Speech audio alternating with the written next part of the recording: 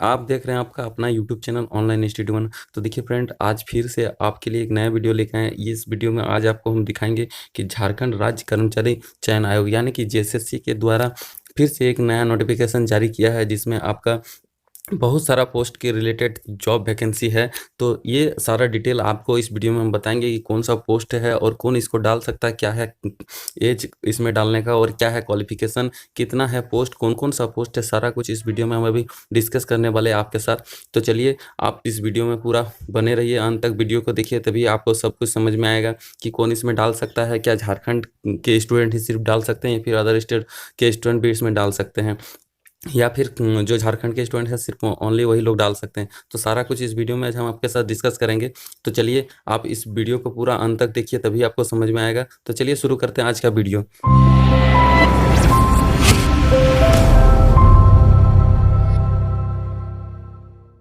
तो देखिए सबसे पहले ये आप देख पा रहे हैं यहाँ पे, ये झारखंड राज्य कर्मचारी चयन आयोग का ये ऑफिशियल नोटिफिकेशन है। झारखंड राज्य कर्मचारी चयन आयोग यहाँ पे देख रहे हैं, उसका नाम लिखा हुआ है। उसके बाद देखिए यहाँ पे विज्ञापन संख्या है, विज्ञापन संख्या 0/2021, यानी कि इसमें देखिए लिखा है झारखंड सामान्य स्नातक प्रतियोगिता संयुक्त प्रतियोगिता परीक्षा। ये है आपका अभी नया जॉब नोटिफिकेशन। इसके पहले और एक वीडियो हम डाले हैं इसमें, उसमें भी देखिएगा बहुत सारा पोस्ट के लिए जॉब निकला है, उसमें भी बहुत अलग अलग पोस्ट के लिए है।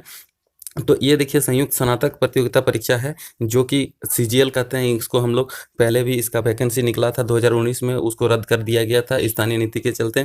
तो अभी फिर से उसी का नया नोटिफिकेशन जारी किया है। तो उसी रिलेटेड देखिए इसमें आप पूरा भी डिटेल दिखाएंगे, कौन कौन सा पोस्ट है, क्या क्या आपके लिए है, क्या नहीं है, और क्या क्वालिफिकेशन है, अभी नया नियम क्या लागू किया, सारा कुछ दिखाते हैं आपको।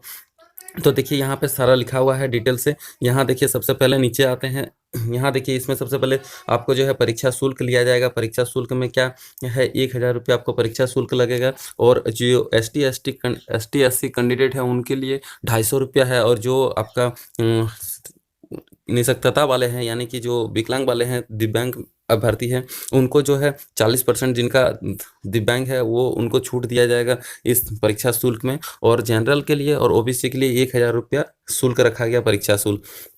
तो देखिए 1000 रुपये परीक्षा शुल्क आपको लगेगा। और ये जो 1000 रुपये परीक्षा शुल्क लगेगा, जो नया कैंडिडेट अप्लाई करेंगे उन लोग के लिए, और जो पुराने कैंडिडेट है यानी कि 2019 में जो अप्लाई कर चुके हैं उन लोग के लिए फी में छूट मिलेगी, क्योंकि आप लोग पहले ही पेमेंट कर चुके हैं। तो आप लोग को अभी पेमेंट नहीं करना है फिर से, सिर्फ आपको इसमें अपना जो रजिस्ट्रेशन ID था वो और डेट ऑफ बर्थ दे के लॉगिन कर देना है। उसके बाद आपको कुछ नहीं करना है, वो सारा आप कर लीजिएगा अपना। तो आपको उसमें छूट मिलेगा आपका जो फी है उसमें, क्योंकि आप पहले पेमेंट कर चुके हैं। तो आप उस तरह से करके अप्लाई कर लीजिएगा।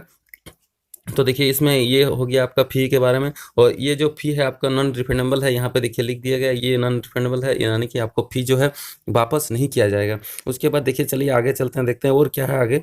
तो देखिए यहाँ पे आगे है आपका फिर रिक्तियों का विवरण दिया गया है। रिक्तियों का विवरण में क्या है, कौन कौन सा पोस्ट है, कौन कौन सा पद है, सारा कुछ इसमें डिटेल अभी हम आपको दिखाएंगे। तो देखिए यहाँ पे है पदनाम, यहाँ पे देखिए कौन सा पोस्ट है वो है, आरक्षण कोटि क्या है, कुल सीट कितना है, महिला, खेलकूद, सब कुछ के लिए अलग अलग सीट दिया गया है। तो देखिए यहाँ पे टोटल सर आपका सहायक प्रशाखा पदाधिकारी का सीट है। देखिए यहाँ पे अनुसूचित और अनारक्षित के लिए, अनुसूचित जाति के, अनुसूचित जनजाति के लिए, सबके लिए अलग अलग वर्ग बांट दिया गया है। और किस में कौन सा वर्ग में कितना सीट है वो भी यहाँ पे आपको दिखा दिया गया है। तो देखिए इसमें टोटल जो है सहायक प्रशाखा पदाधिकारी, इसमें आपको टोटल 384 पद मिलेंगे। और इसमें देखिए सबका पोस्ट अलग अलग बांट दिया गया है। जो विकलांग है उन लोग के लिए भी, दिव्यांग व्यक्ति को लिए भी अलग अलग दिया है। जो खेल कूद कोटि से जो आते हैं उनके लिए भी अलग से सीट दिया गया है, और महिला के लिए भी अलग से सीट दिया गया है। तो सबके लिए अलग अलग सीट दिया गया है। तो इस प्रकार देख लीजिएगा आप अपना सीट क्या है, आप कौन सा कैटेगरी में आते हैं, उस हिसाब से जिसमें ज़्यादा सीट रहेगा आपका हिसाब से आप अपना डाल सकते हैं। उसके बाद देखिए दूसरा आते हैं, यहाँ पे है कनीय सचिवालय सहायक, दूसरा नंबर में है कनीय सचिवालय सहायक। इसमें देखिए टोटल जो पोस्ट है 322 है। और इसमें उसके बाद देखिए आता है प्रखंड आपूर्ति पदाधिकारी, इसमें देखिए टोटल सीट है 245।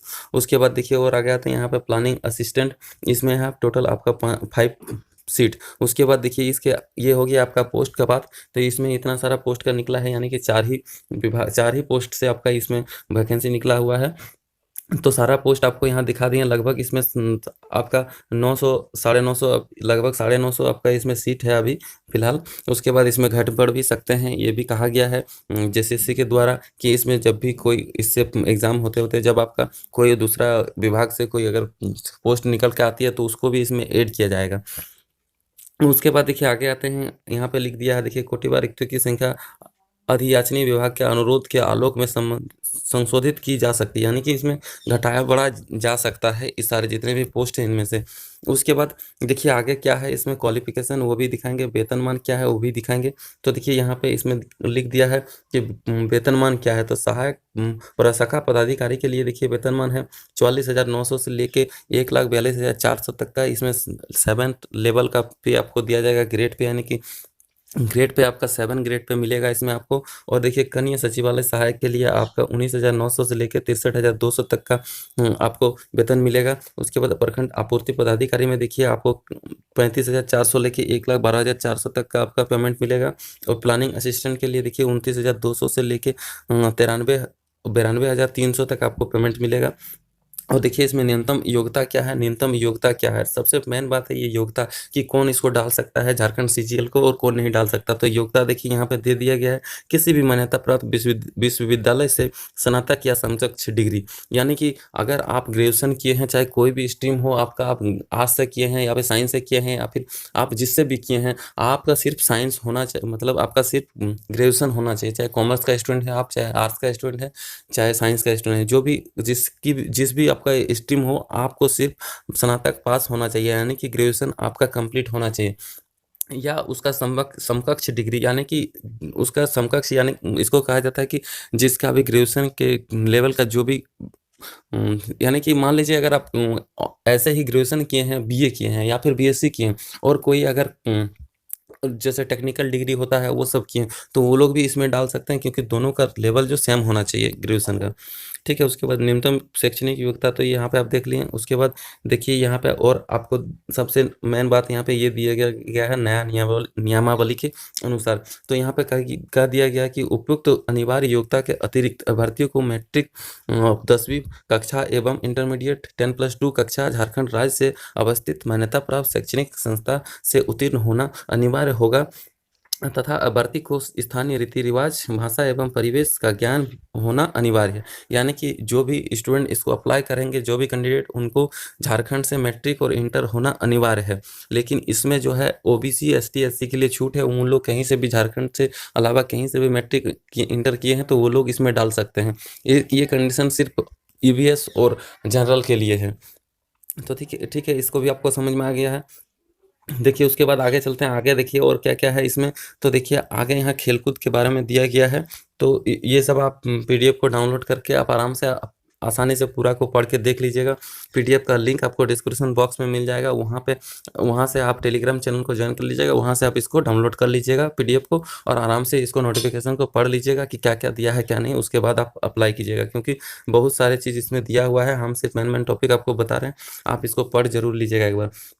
उसके बाद चलिए आगे देखते हैं इसमें एज क्या है, उम्र सीमा क्या है। तो उम्र सीमा देखिए यहाँ पे दिया गया है, सबके लिए उम्र सीमा यहाँ पे रखा गया, न्यूनतम उम्र सीमा रखा गया 1/8/2021, यानी कि 1/8/2021 को आपको न्यूनतम 21 साल होना चाहिए। देखिए न्यूनतम उम्र सीमा 21 साल होना चाहिए। और अधिकतम उम्र सीमा आपका यहाँ पे दिया गया, आरक्षण कोटि के लिए जो जनरल है उनके लिए 35 साल, और पिछड़ा वर्ग, अत्यंत पिछड़ा वर्ग, अनुसूची 1 अनुसूची 2 के लिए 37 वर्ष है, और यहाँ पे महिला के लिए है 38 वर्ष, और अनुसूचित जाति अनुसूचित जनजाति के लिए है 40 वर्ष।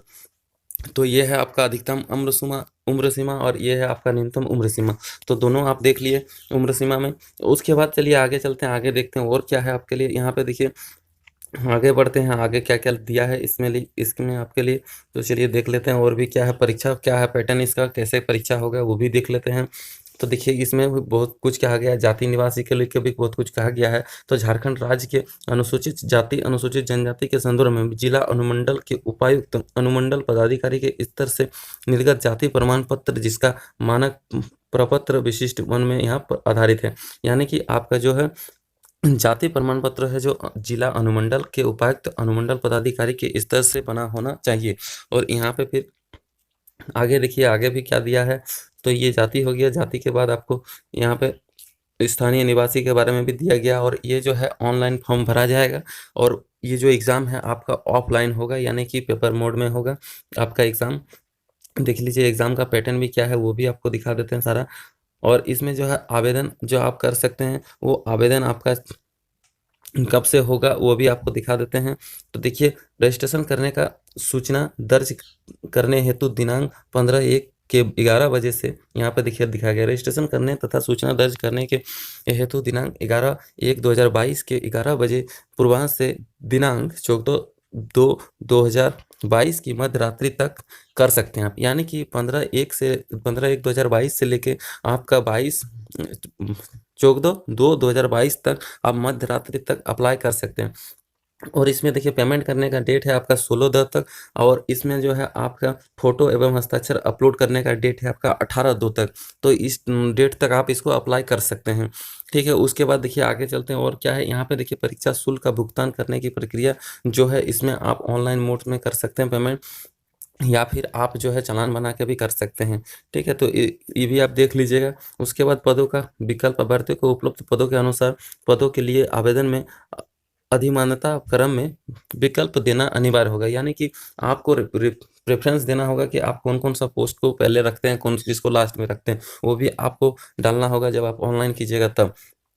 उसके बाद देखिए यहाँ पे परीक्षा का प्रारूप क्या होगा। देखिए परीक्षा का प्रारूप दिया है आयोग द्वारा ओएमआर आधारित परीक्षा ली जाएगी। यानी कि आपको जो ओएमआर सीट में अपना एग्ज़ाम देना होगा ये ऑनलाइन एग्ज़ाम नहीं होगा। परीक्षा यदि विभिन्न समूह में ली जाती है तो अभ्यर्थियों के प्राप्तांक का नॉर्मलाइजेशन किया जाएगा। नॉर्मलाइजेशन का सूत्र अलग से आयोग के वेबसाइट पर प्रकाशित है। अभ्यर्थियों की मेगा सूची उसके प्राप्तांक नॉर्मलाइजेशन अंक के आधार पर तैयार किया जाएगा तथा परीक्षाफल प्रकाशन के पश्चात उन्हें नॉर्मलाइज अंक ही दिया जाएगा। यानी कि जो परीक्षा होगा आपका इसमें नॉर्मलाइज का भी प्रावधान है, यानी कि नॉर्मलाइज भी होगा आपका।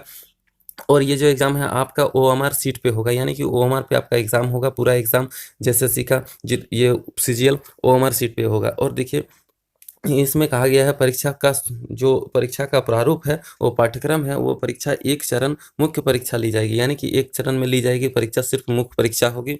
तो देखिए सभी प्रश्नों के लिए वस्तुनिष्ठ वस्तुनिष्ठ एवं बहुविकल्पीय उत्तर युक्त होंगे। एक प्रश्न का पूर्ण अंक 3 होगा। प्रत्येक सही उत्तर के लिए 3 अंक दिए जाएंगे और तथा प्रत्येक गलत उत्तर के लिए आपको 1 अंक का कटौती किया जाएगा। यानी कि इसमें नेगेटिव मार्किंग भी है। आपका एक प्रश्न का उत्तर अगर आप सही देते हैं तो आपको 3 मार्क्स मिलेंगे और अगर गलत करते हैं आप तो इसमें 1 मार्क्स आपका कट जाएंगे। तो देखिए इसमें लिखा गया है भाषा विषय को छोड़कर अन्य विषयों के प्रश्न हिंदी एवं अंग्रेजी भाषा में होंगे। भाषा जो विषय का प्रश्न रहेगा उसको छोड़कर सभी जितने भी इसमें एग्ज़ाम लेंगे जो भी क्वेश्चन रहेंगे उसमें हिंदी और अंग्रेजी दोनों भाषा में होंगे। उसके बाद देखिए मुख्य परीक्षा जो है ये मुख्य परीक्षा के लिए 3 पत्र होंगे। जो आपका मुख्य परीक्षा होगा जो उसमें 3 पत्र होंगे। यह परीक्षा 3 पालियों में ली जाएगी, यानी कि 3 पाली में ही आपका एग्ज़ाम होगा एक ही दिन में। प्रत्येक पत्र के लिए परीक्षा की अवधि 2 घंटे की होगी। इसमें निम्न विषय होंगे। तो निम्न विषय क्या-क्या होंगे वो भी देख लेते हैं यहाँ। तो देखिए पत्र 1 में आपका भाषा ज्ञान होगा। भाषा ज्ञान में क्या है इसका 120 प्रश्न रहेंगे, 2 घंटा टाइम मिलेगा आपको और हिंदी भाषा ज्ञान का 60 प्रश्न और अंग्रेजी भाषा ज्ञान का 60 प्रश्न रहेंगे। उसके बाद इसमें देखिए क्या-क्या आ गया। भाषा ज्ञान में प्राप्त अंक प्राप्त अर्हता होगा जिसमें उत्तीर्ण होने के लिए हिंदी एवं अंग्रेजी भाषा ज्ञान में प्राप्त अंकों को जोड़कर पर 30% अंक प्राप्त करना अनिवार्य रहेगा। इस पत्र में प्राप्त अंक मेधा सूची निर्धारण के लिए नहीं जोड़ा जाएगा।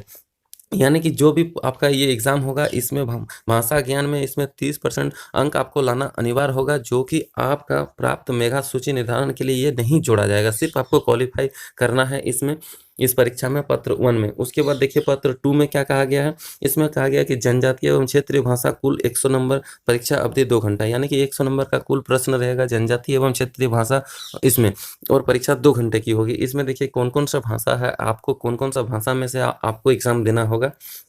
तो उर्दू, संथाली, बंगला, मुंडारी, मुंडा, हो, खड़िया और कुड़ुक और उरांव, कुरमाली और खोट्टा, नागपुरी, पंचगनिया और उड़िया में से किन्हीं एक भाषा की परीक्षा विकल्प के लिए आधार पर अभ्यर्थी दे सकते हैं। इस परीक्षा में संबंधित भाषा के लिए 100 बहुविकल्प प्रश्न पूछे जाएंगे। यानी कि जितने भी यहाँ पे भाषा लिखा हुआ है ये सारे भाषा को आपको कोई एक भाषा को सिलेक्ट करके अपना जो जनजातीय भाषा है उसमें एग्ज़ाम देना और उसमें 100 बहुविकल्प प्रश्न पूछे जाएंगे आपसे। और इसमें 2 घंटा का परीक्षा होगा, 100 नंबर का क्वेश्चन रहेगा। ये देखिए आपका पत्र 2 है। उसके बाद पत्र 3 में देखिए क्या लेगा आपका एग्ज़ाम। और देखिए ये जो पत्र 2 में उसमें भी बोला है कि किन्हीं क्षेत्रीय जनजाति भाषा में 30% अंक प्राप्त करना अनिवार्य होगा। इसमें भी आपको 30% अंक प्राप्त करना अनिवार्य होगा। ठीक है, उसके बाद देखिए कहा गया है तीसरा नंबर में क्या गया, पत्र 3 जो है उसमें क्या-क्या आपका एग्ज़ाम लिया जाएगा, तो सामान्य ज्ञान कुल प्रश्न 150 पर होगा और परीक्षा अवधि 2 घंटा का होगा। इसमें सामान्य ज्ञान से कुल प्रश्न आपको 150 रहेगा, उसमें आपका 2 घंटा का एग्ज़ाम होगा। तो देखिए यहाँ पे क्या रहेगा, सामान्य अध्ययन 30 प्रश्न रहेंगे, सामान्य विज्ञान 20 प्रश्न रहेंगे, सामान्य गणित 20 प्रश्न रहेंगे, मानसिक क्षमता जांच 20 में प्रश्न रहेंगे, कंप्यूटर ज्ञान का आपका 20 प्रश्न रहेगा, झारखंड राज्य से संबंधित ज्ञान का 40% रहेगा। यहाँ पे आपका सामान्य ज्ञान परीक्षा में 30% अंक प्राप्त करना अनिवार्य होगा। इसमें भी 30% अंक प्राप्त करना आपको अनिवार्य होगा। उसके बाद देखिए यहाँ पे लिखा गया है आपको मुख्य परीक्षा का पाठ्यक्रम क्या है, मुख्य परीक्षा कैसे ली जाएगी, इसका सारा पाठ्यक्रम आपको डिटेल से यहाँ दे दिया गया है। और अंग्रेजी भाषा, हिंदी भाषा जो भी ज्ञान है या फिर क्षेत्रीय भाषा 2 में कौन सा भाषा है, सारा का विवरण यहाँ पे आपको डिटेल दे दिया गया है। तो आप इसको पीडीएफ को डाउनलोड करके सारा आप डिटेल से देख लीजिएगा, कौन-सा भाषा में आपको एग्ज़ाम देना है, जितने भी भाषा है सबका क्या है एग्ज़ाम का पैटर्न, उसमें क्या-क्या क्वेश्चन कहाँ से पूछा जाएगा, सारा कुछ इसमें दिया गया। देखिए जैसे कि हो भाषा का है, हो भाषा अगर आप सिलेक्ट करते हैं क्षेत्रीय भाषा में तो आपको यहाँ इसमें व्याकरण पढ़ना होगा, संज्ञा, सर्वनाम, विशेषण, लिंग, पुरुष, विलोम शब्द, काल, मुहावरे ये सब पढ़ना होगा, उसका साहित्य भी पढ़ना होगा। तो सारा इसका सिलेबस है। यहाँ पे देखिए खोट्टा में आपका जो कहानी पढ़ना होगा, कहानी संग्रह पढ़ना होगा। इस प्रकार से सारा विषय का अलग-अलग जो भी आप भाषा चुनते हैं उसका अलग-अलग सिलेबस है, उसको भी आपको पढ़ना होगा। तब आप भाषा जो क्षेत्रीय भाषा उसमें एग्ज़ाम दे पाइएगा। तो इसको आप एक बार डाउनलोड करके देख लीजिएगा, कौन-सा भाषा आपको पसंद है, कौन-सा भाषा आपको जानते हैं आप, उस भाषा में आपको एग्ज़ाम देना होगा क्षेत्रीय भाषा में। तो सारा कुछ देखिए इसमें आपको बता दिए। अगर फिर भी आपको कोई डाउट है तो आप हमें कमेंट करके पूछ सकते हैं। और देखिए इस प्रकार का और भी वीडियो देखने के लिए आप हमारे चैनल को सब्सक्राइब कर लीजिए। जब भी कोई लेटेस्ट नोटिफ़िकेशन आएगा या फिर आपका इसमें कोई चेंजेस किया जाएगा तो सबसे पहले आपको इस चैनल के माध्यम से मिल जाएगा। तो आशा करते हैं आपको ये सारा समझ में आ गया है और वीडियो आपको अच्छा लगा तो प्लीज़ चैनल को सब्सक्राइब कर लीजिए और एक लाइक कर दीजिए।